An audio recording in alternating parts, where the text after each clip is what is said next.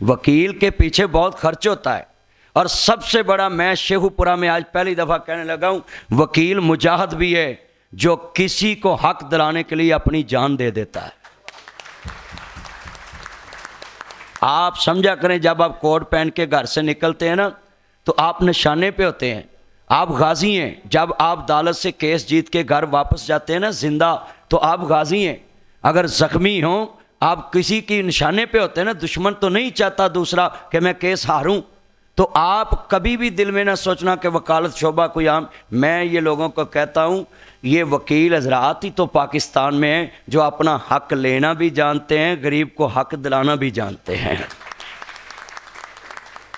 और जिन्होंने हक दबाया होता है उनको भी पता है इन्होंने हक ले लेना है। आपका जनाब जी वो शहबाज ततला केस कितना मशहूर है, तो वो वकीलों की वजह से इस टाइम जनाब अदालत में स्टैंड है ना केस।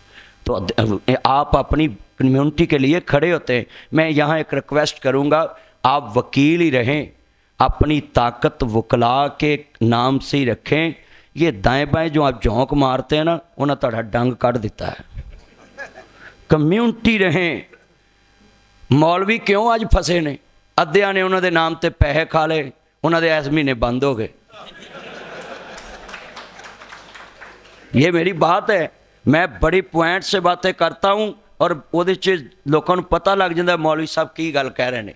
हाँ, ਜਿਹੜੇ मौलवी आन के तुहानू कहते चूंकी चिनाची यू इन्नी तकल्लफ वाली ਤੁਹਾਡੇ ਅੱਗੇ उर्दू बोलते हैं भी तुसी उन्हां को उर्दू सीखण आए हो।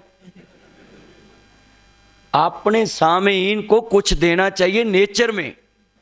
एंड साढ़े कितने पढ़े लिखे लोग ने, वो आम जगह ते बड़ी तकल्लफ वाली इंग्लिश बोलेंगे, बड़ी तकल्लफ वाली उर्दू बोलेंगे, तो गालां पंजाबी च कढ़ी जाएंगे।